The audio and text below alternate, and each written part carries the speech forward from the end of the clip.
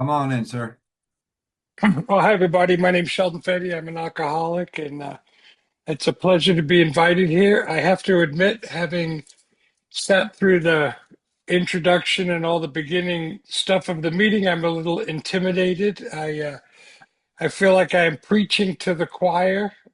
Notes will be taken and judgments will be made, but I'm relatively well equipped. I think I'm not sure, but I'm a big fan. That was a lot of fun. The whole fill in the blank session. I've not seen that before, and that was a lot of fun.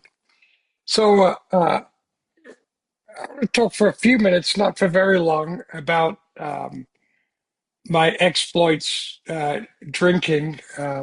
I think there's a foregone conclusion we can take that I wasn't very good at it. I did it a lot, but I wasn't very good at it. I got in a lot of trouble. One of my favorite lines in the book is where Bill talks about many of us being dangerously and disgustingly antisocial when we drink. I was not very dangerous, but I was certainly very disgusting. I was a guy that puked in places I shouldn't puke in. I peed in places I shouldn't pee in. I said inappropriate things. I insulted people, broke things, spilled things, spent money I shouldn't have, showed up at places I shouldn't go, and failed to show up at places I did go. I was not very good at my drinking. I made a mess of my life. That's not what made me an alcoholic, though. The stories about my drinking are some are entertaining, uh, some are embarrassing, some are shocking, some might bring uh, tears to your glass eye, but none of those are what make me an alcoholic. What makes me an alcoholic is simply this. When I start to drink, I have a physical response to alcohol and, for me, drugs also entering my system that propels me to drink more than I intended to. The best evidence that I have that my reaction to drugs and alcohol is a physical reaction is simply this.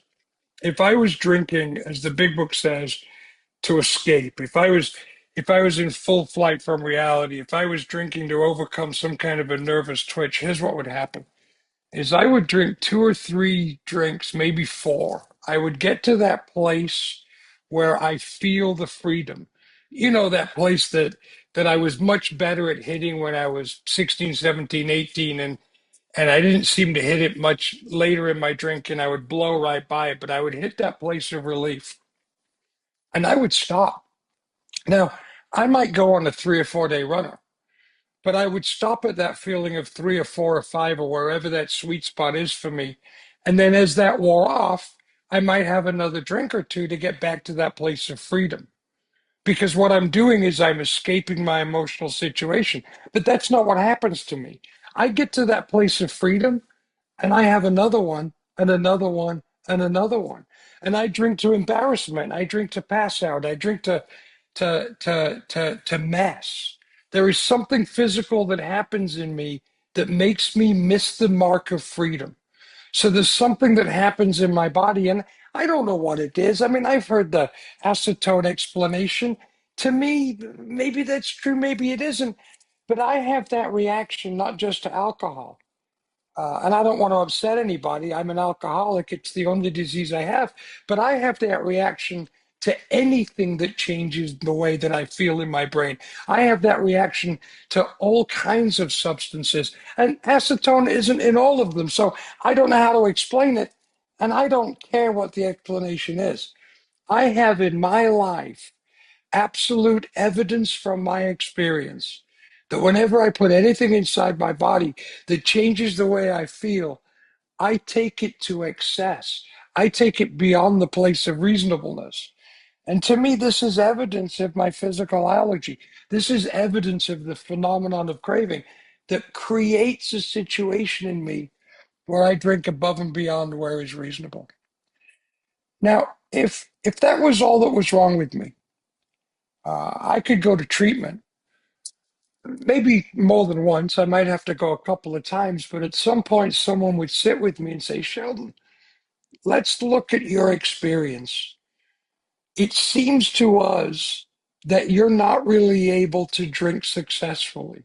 It seems to us that if we examine your behavior, that every time you start to drink, you take it beyond where you intended. How many times have you woken up and said, God, I didn't mean to drink that much. God, I intended on having a couple of drinks and still visiting mom. I intended on having a couple of drinks and still making it to work tomorrow. I intended on having a couple of drinks and still keeping those commitments or still, but boy, I had a couple of drinks and something happened where regardless of what my intentions were, I kept drinking and I burned my life to the ground again. And I would sit with this counselor or with this person and we'd talk about my drinking. I would go, my God, you're right. I shouldn't drink. And I would quit because it's causing me a lot of problems. But I got another problem.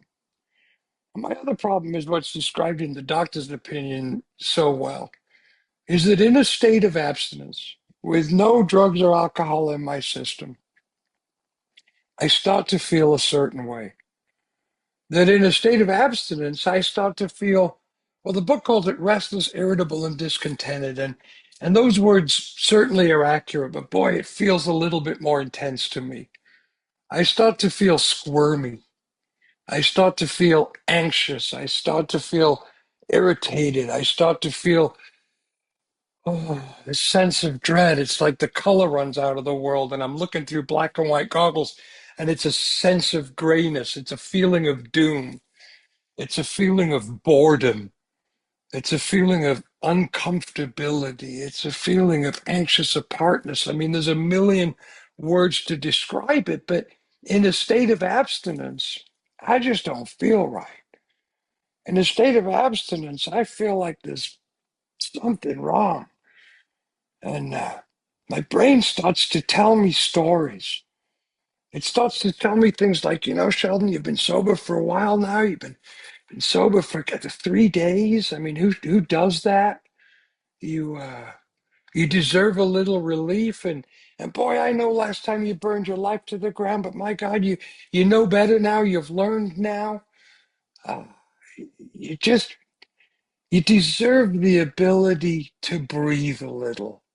You deserve the ability to have a little freedom, and you've earned it. You've earned it, for God's sakes. And then I got another voice that goes on in my head, simultaneously telling me a whole set of different stories.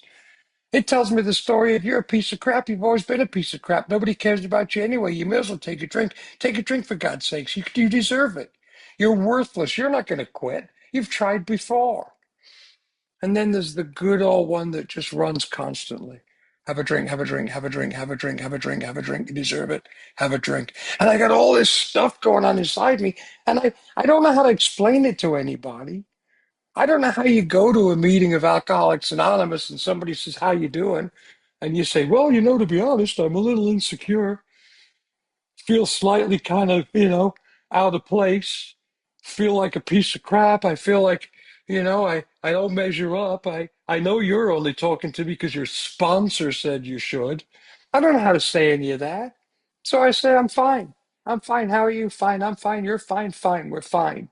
And inside, I just have this, and I gotta get some freedom. I gotta be able to breathe. I gotta find a way to set myself free. And there's only one way I know how to do that. And I don't mean to burn my life to the ground. I don't. I don't mean to spend the rent. I don't mean to not show up at work tomorrow. I don't mean to get so drunk I'm not safe on the roads. I don't mean to do any of that.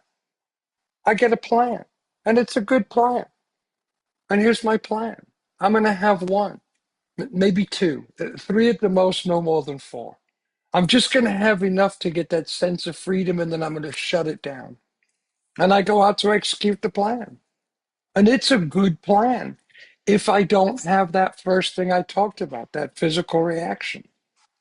But somewhere between one and four, the phenomenon they're craving hits me, and I end up having five, six, seven, 10, 12, whatever it is, until I'm out of money and until I get stopped. And I have to be stopped. And I'm stopped in many ways. The most common way I'm stopped is I run out of money. That's the most common way I'm stopped. Sometimes I embarrass myself and I get pulled up on the carpet and I get forced to stop. Sometimes I get in trouble. Sometimes I get another DUI or maybe there's someone at home that's yelling at me and I run into a brick wall. But usually it's because I run out of money and I get stopped. And then I'm back there again, forced into a state of abstinence, swearing I'll never do it again. Uh, and I can't see a solution for my life. I I don't think AA works. I've been coming to AA at this point for 3.5 years, and I'm getting sober to get drunk to get drunk to get sober to get sober to get drunk. I'm going in and out of AA, and I'm getting 2 days, 3 days a week. I got 30 days twice, and I lied about 60 days once, but I'm not able to put any time together.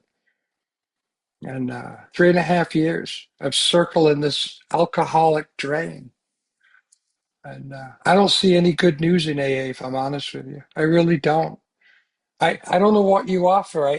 I think it's something along these lines. I'm going to show up at the meeting every night at 7 o'clock. I'm going to walk in the building wherever it is. I got sober pre-Zoom. I'm going to walk in the building wherever it is, and you're going to come up to me and you're going to say, "How you doing?" And I'm going to say, "What do you mean, how am I doing?" Terrible, terrible. I feel terrible. I feel bad. I feel guilty. I feel ashamed.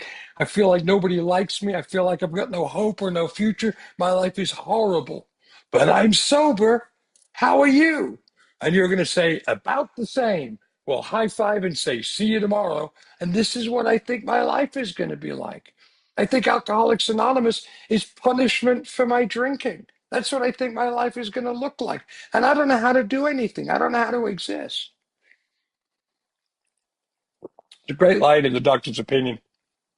After the part we read, right? We read the restless, irritable, discontented part. We read the part about going in and out and how we repeat the cycle over and over and over. And then the very next paragraph says, on the other hand, as strange as this may seem to those who do not understand, and I didn't understand because I'd never been through the process. As strange as it may seem to those who do not understand, once a psychic change has occurred, the very same person who seemed doomed, who had so many problems he despaired of ever solving them, suddenly finds himself easily able to control his desire from alcohol. You know, I read that paragraph for years and years, and I thought what it said, who had so many problems he despaired of ever solving them, suddenly has all his problems solved. But it doesn't say that. It doesn't even mention like the problems stay there, right? There's so many problems he despaired of ever solving them, still with all those problems, suddenly finds himself able to control his desire for alcohol, which is really what we say here, right? We don't say that your problems will all go away.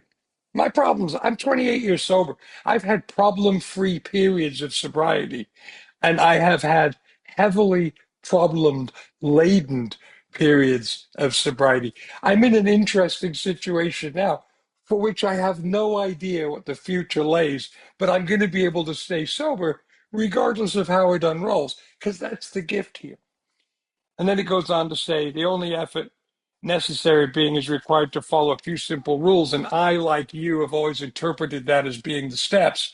But what's funny about that is that that's written by Dr. Silkworth. He had no idea what the steps were. In fact, when he wrote that, the steps weren't published yet because they were published in the very same book that he's writing the introduction to. And what Silkworth saw was this. He saw these guys in AA trying to follow the four absolutes as best they could and failing at it. And these are the rules that he saw these guys following. One of the myths in AA, I just love our history. We have a myth in AA that the Oxford Group had six tenets. The Oxford Group did not have six tenets. They had four absolutes. The early members of AA, or the drunk squad that were in the Oxford Groups, were trying to figure out what the hell the Oxford Groups were doing. So they wrote the six tenets as their version of the four absolutes, which I think is wonderful. And the reason I think it's wonderful is because I'm an AA snob. And when someone says, well, the steps weren't created by AA members, they're the six tenets of the Oxford Groups, I wanted to go see who wrote the six tenets of the Oxford Groups. Turns out it was the drunk squad. It was the early members trying to figure out what on earth these absolutes were and what what the Oxford groups were doing, which I think is beautiful because it is an AA thing. The steps are an AA thing. But Silk with Soul is trying to follow these simple rules in our lives somehow changing.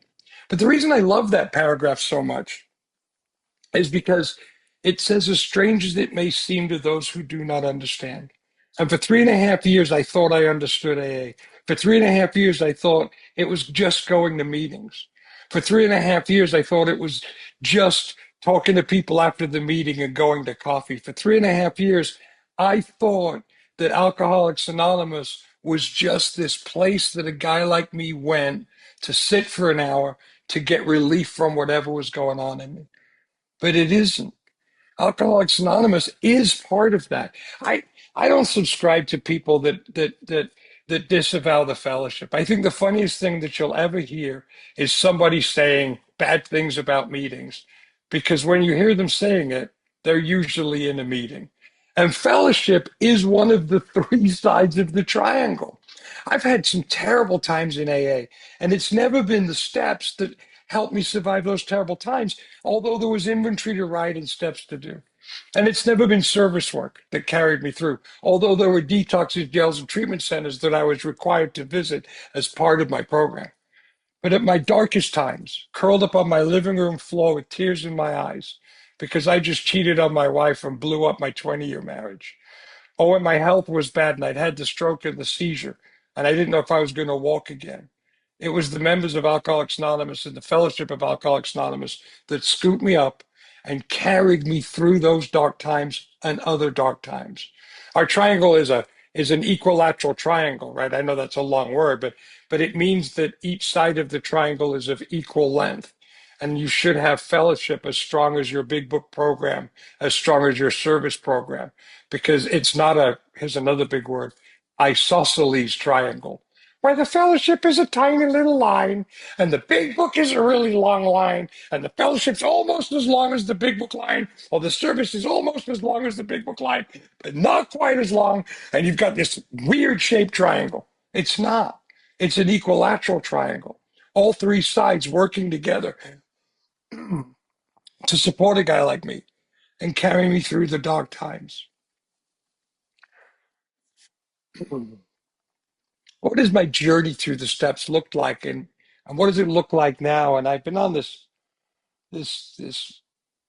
new adventure, I think, in AA. My the funny thing about um, um, being a guy that talks a lot, and I run my mouth too much in Alcoholics Anonymous, and I get to do that not because I know a lot about AA. I mean, I know some. I've been doing this for 28 years. You'd hope I know something, but it's not my knowledge of the workings of the program. It's because I'm a communicator. I can string words together and make them sound pretty, and because I can string words together and make them sound pretty, people ask me to come and string words together. So it's certainly not knowledge of the program. But what's funny about that is that I've been doing for 20 years. I've been talking at conferences and now a lot of Zoom stuff, and so my opinions get frozen in time, and I'll have people come up to me and say to me, "Well, when you said that, it really helped me." Blah blah blah blah blah.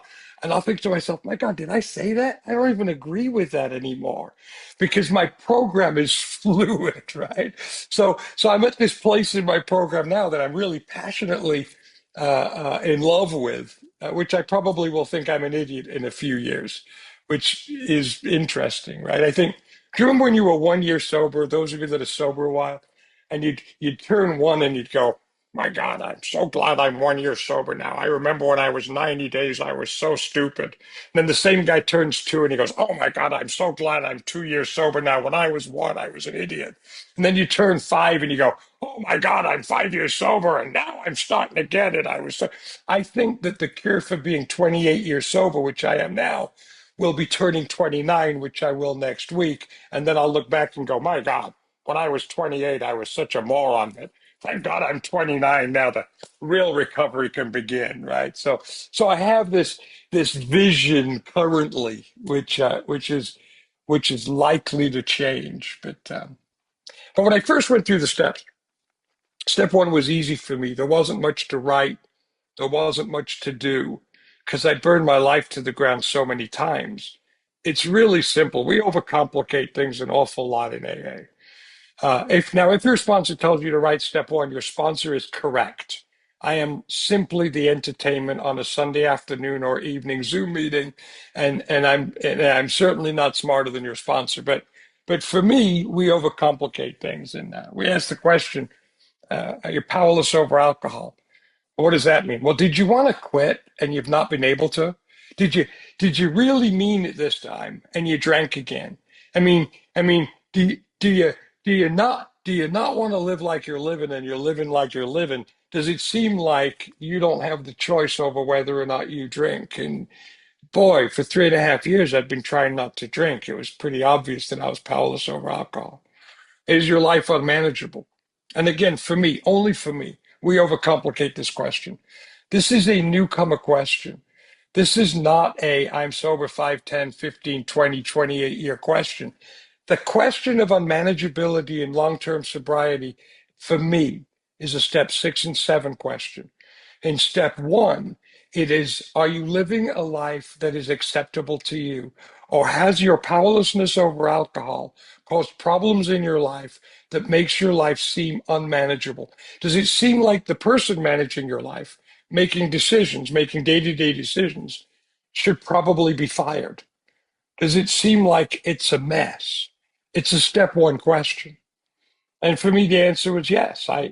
I couldn't stop drinking and my life was crumbling around me. And I couldn't stop it. It was a spiral down. And I'd get a moment of sobriety and I'd rebuild my life and then I'd pull it down again. And I'd rebuild it and I'd pull it down again. And I couldn't get a footing in the world. My life was, I was living a life of reacting to circumstances and situations. My life was a series of, oh my God, now what? It was unmanageable. So then the second question, the second step, can I come to believe that power greater than myself could restore me to sanity? The God question. And I didn't believe in God. I didn't believe in God. I couldn't answer that question. Yes, I'd lied about it for 3 years. People would get me in a corner. Well, do you believe in God? Oh, I believe in God. Then pray, I'll pray. I don't believe in God. What use is that to me? But I'm doing it because I want to fit in. I want you to like me. I think you think it's an answer. I think you're an idiot, but I'll try it. And then I get the sponsor that says to me, you don't have to believe in God to do step two. What does that mean? He said, you don't. And he showed me in the big book some amazing writings, but the one that was key was that stuff on page, I think it's 47, where we actually work step two. The actual step two in the big book. Where do you work it? You work it here. Do I now believe, or am I even willing to believe in a power greater than myself?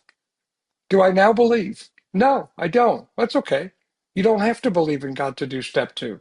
Because the answer to no, I don't believe, do you now believe? No, I don't. Well, then the next line word is or. And what does or mean? It means the answer to the first part was no. Do you now believe in God? No, I don't believe in God. Okay, or are you even willing?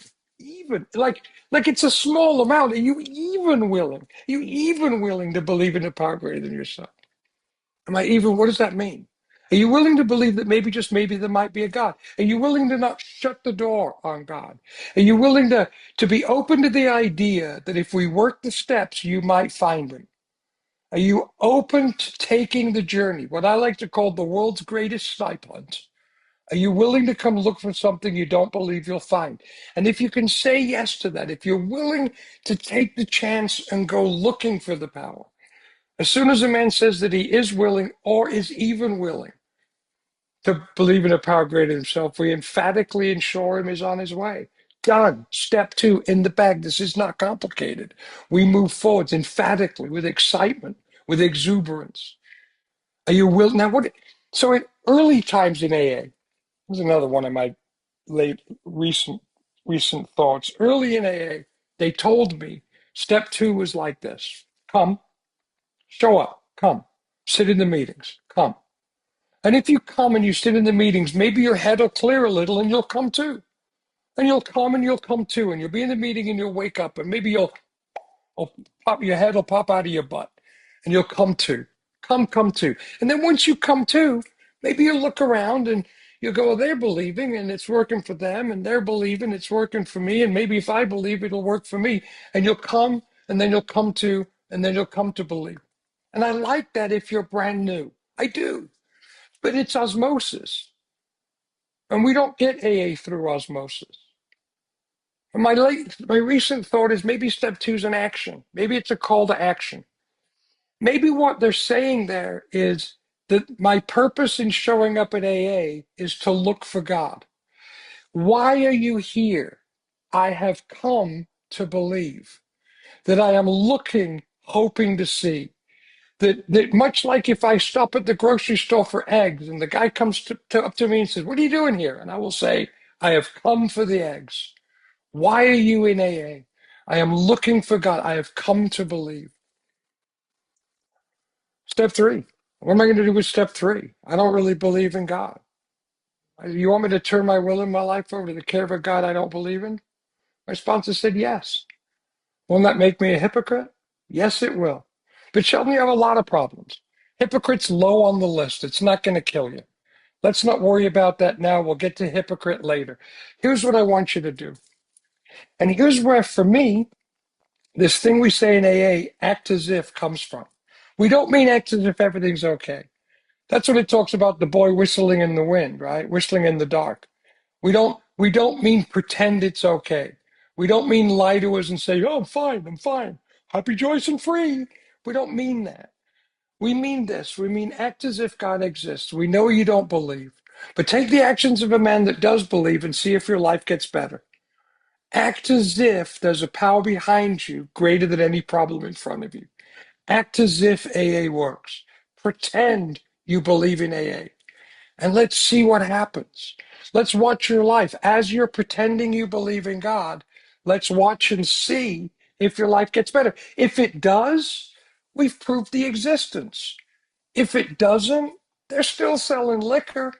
Well, how long should I do that for? I don't know. 6 months or a year? A year? Are you kidding me? I'm not going to waste a year looking for God.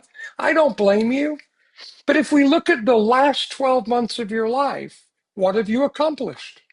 Well, if you're asking me that question, absolutely nothing. I've lost jobs, lost friends, had fights with my family, barely made the rent, skimmed along the bottom. My life's been a disaster. I've gotten drunk every 4 or 5 or 10 or 20 days. It's not been a productive year. So if I don't come to AA, this next year will probably be equally as non-productive or maybe worse. So what am I risking? Nothing. Nothing. Come and do the deal, and let's see if your life gets better. Step four. I don't have time to talk about step four, but I had some amazing experiences, especially in the dishonesty part of the inventory. My sponsor had me write the resentment and the fear and the sex inventory, and to dig in and get honest with that. Step four is a funny thing. If you ask people about step four in AA, everybody's got their own answer on how to do it. Some people have got these worksheets from somewhere in Minnesota. Some people have got they do it out of I don't know how they do it out of the 12 and 12 of these worksheets. I'm a big book guy. I'm a thumb. I think you got to follow the directions of the big book of Alcoholics Anonymous. But what's funny about that is that some people following the directions out of the big book think it's a 4-column resentment inventory. Some people say it's a 5-column resentment inventory. I can prove to you it's a 6-column inventory. So even the big book thumpers don't agree on how to write the damn thing. It doesn't matter. This is not about passing a college course. Unless I'm your sponsor, then you'll write a 6-column inventory. But if you're not, if I don't sponsor you, just do it. Just do it. Don't worry about how to do it. Just get it done. Sharing the inventory. What a beautiful gift that is. I got to do a fifth step with a guy today, and it changed him and it changed me, and it's a beautiful experience.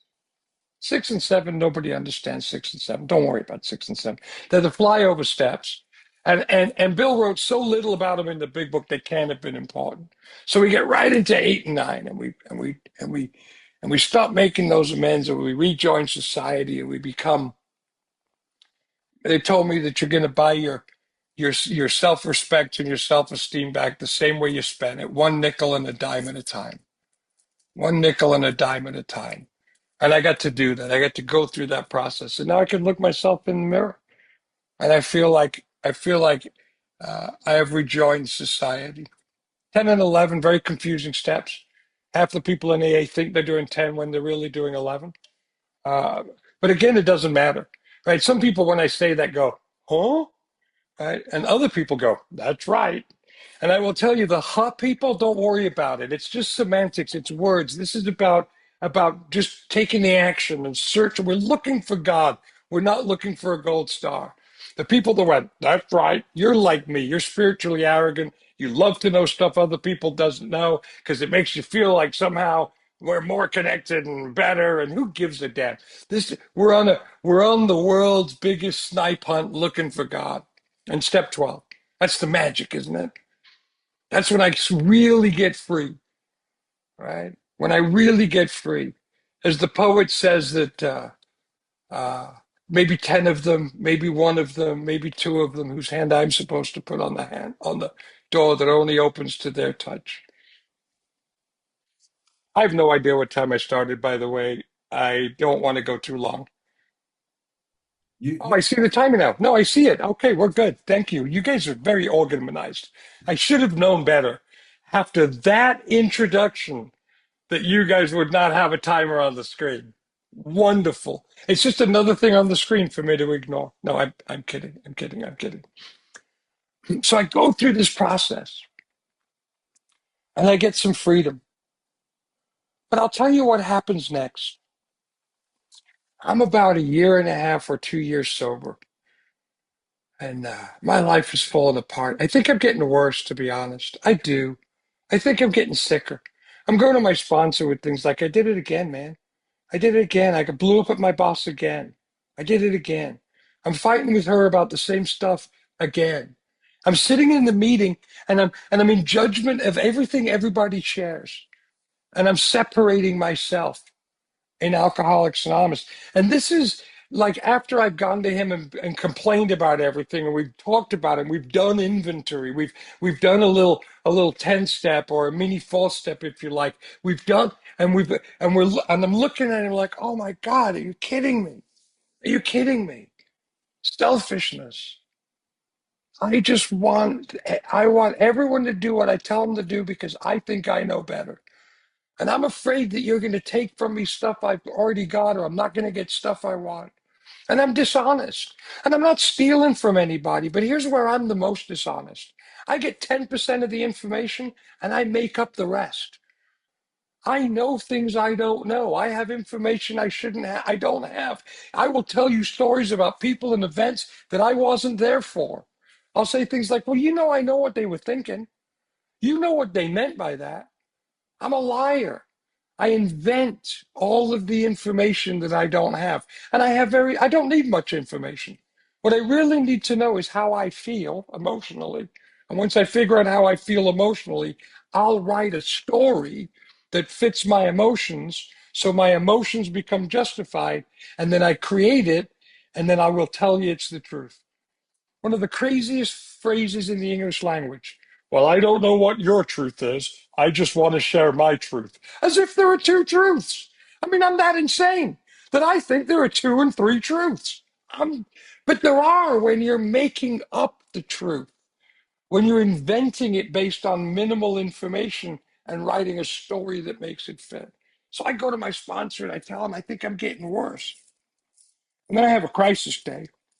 At work, I know they're going to fire me. I have the best job I've ever had. I know the boss doesn't like me. I know they're going to fire me. And I know that after they fire me, my wife is going to leave me because the only thing I really bring to the table is the paycheck. And if I don't have the paycheck, she's going to trade me in for a guy with a better paycheck. And then I know my son won't respect me because, my God, how could you respect a homeless guy with no wife, no family, and no job? And then I'm going to come to AA, and you guys don't really like me. But you know what? You'll enjoy it probably when I share my drama. You'll probably be like, I knew he was full of crap, right? And I just know all this is going to happen. And I go to my sponsor's house and I knock on his door. And he opens the door and he looks at me. He goes, oh my God, I know that look.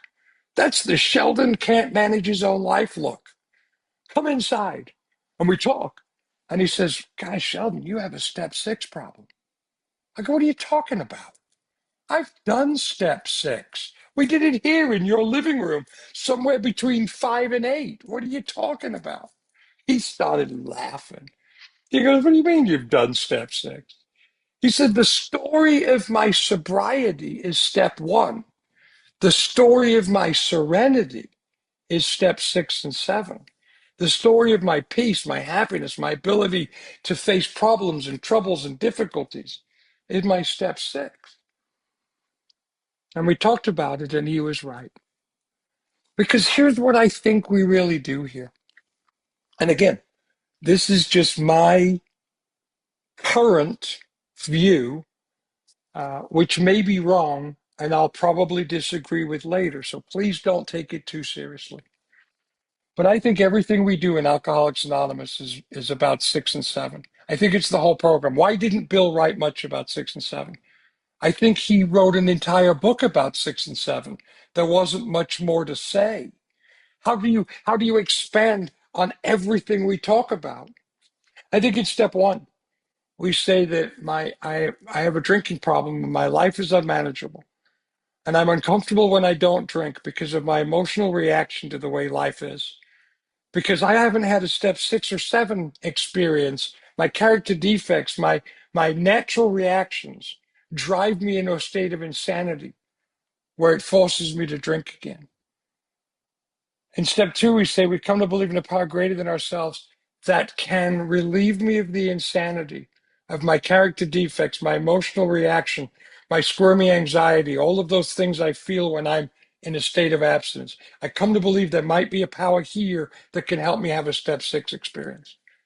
In step 3, I make a decision to try and have a step 6 and 7 experience. Step 3 hasn't got nothing to do with finding God. It's a decision to find God. A very dear friend of mine says that when he wakes up tomorrow morning, he's going to decide to go to work. Laying in bed, he'll make a decision to go to work. And it's a real decision. He's going to work, but he's still in bed. Before he gets to work, he's got to get up, take a shower, brush his teeth, put his clothes on, get in the car, drive, get to the parking lot, get out of the car, get in the elevator, get to his office.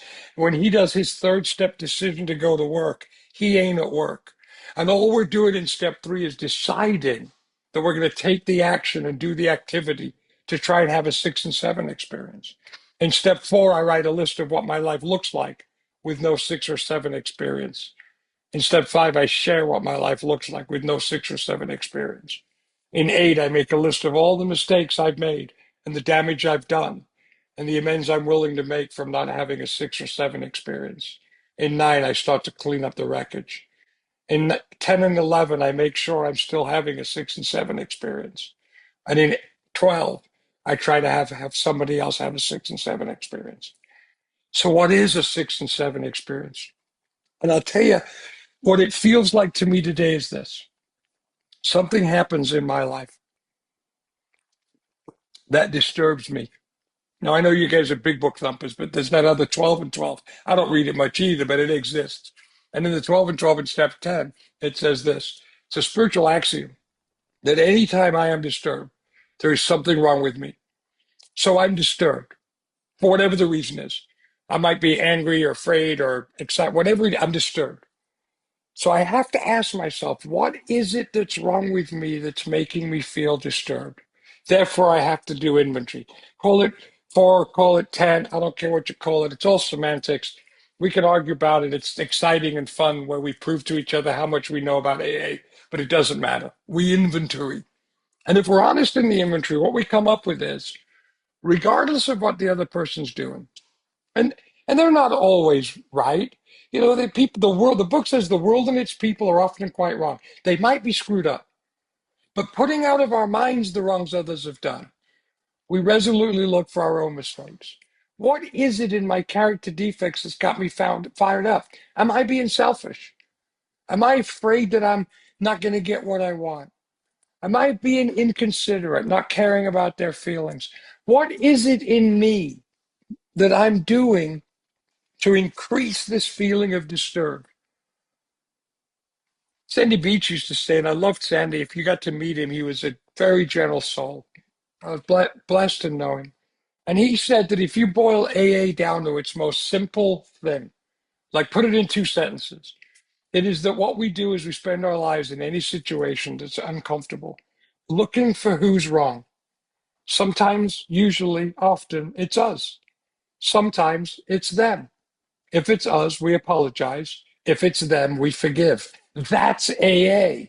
Beyond that, there isn't much else here, right? So I do this inventory and I figure out what is it about me, putting out of my mind what they did. What is it about me? Am I afraid? Am I being selfish? Am I being inconsiderate? Am I self-seeking? Mostly, am I dishonest? Or am I afraid? What is going on here? And once I identified an inventory, I'm faced with the step 6 question. Am I willing to have God remove this? Am I willing to put everything else aside? Ego, how I look, what you think of me, getting my own way. Am I willing to put what I want? Am I willing to put it all aside to have God remove this emotional, fear-driven reaction I'm having? And sometimes the answer is no. But if the answer is no, what do I do then? I continue to ask every day for God to remove it. But hopefully the answer becomes yes. But I'm the do it again guy. I'm stubborn. Sometimes I have to really get my ass beat before the answer becomes yes. But if the answer becomes yes, then I can do what we talk about in AA as a third step, but is really the seventh step. I can turn my will and my life over to the care of God. I can humbly ask Him to remove the character defect that's making me disturbed. It's everything we do here. How do I get to a point in my life where I can be surrendered enough to ask God to remove from me the things that are blocking me from Him? Where I can humbly say to God, I'm ready for you to have all of me, the good and the bad. Take from me these things that are stopping me from being of service to you and your fellows. And how do I become humble? Boy, before humble comes honest inventory, looking at what I really am. Sometimes in Alcoholics Anonymous, we spend time trying to persuade each other that we've outgrown our humanity. I'm no longer human. I mean, I was human 3 years ago and I made those mistakes, but I don't make those mistakes anymore because I'm no longer human. I'm not trying to outgrow my humanity. I'm trying to survive it. I'm broken, afraid, insecure, desperate to fit in. How do I become humble? Continued failure. Why does God let me fail? Why doesn't God render me? I mean, I'm an active member of AA, sober a long time, sponsored a lot of people, speak all over the world. I mean, for God's sakes, if anyone should be rendered perfect by now, it should be the great I am. Surely, for God's sakes. Why does God let me keep making mistakes? Because it is in the mistakes that I am driven back to Him. It is in my failings and my insecurities that I'm so embarrassed about, but are the greatest gift. Because when do I really turn to God? Not in the meeting sharing my favorite 5 minutes, not here in front of you in Zoom land where you're all looking at me like, oh, wow, look at that. Not then, but when I'm crying in my bed because my business is about to close because on Wednesday I'll be unemployed. That's when, in my bed alone, afraid, with tears in my eyes, and I go, Father, please, I can't do this, but I know that you can. And I will humbly ask you to remove from me the fear and the embarrassment and the shame. And I will bring it to you and I will give it to you, and I know you will do with it what I need you to do. You'll remove it. So in step 6, I take a journey of becoming willing and asking myself, well, am I, God, forget everything else. You've already given me all the food, all the stuff. I mean, the world is abundance. But God, when will I ask you to remove from me these overreactive, out of line reactions to my fear and humbly come to you and ask you to give me peace? So everything I think we do in AA is about my 6 and 7 experience. It's about being driven into the arms of God through mistakes, through hardship, and through joy, and through peace. I thank you so much for inviting me to your meeting. I'm grateful for the opportunity to share with you today.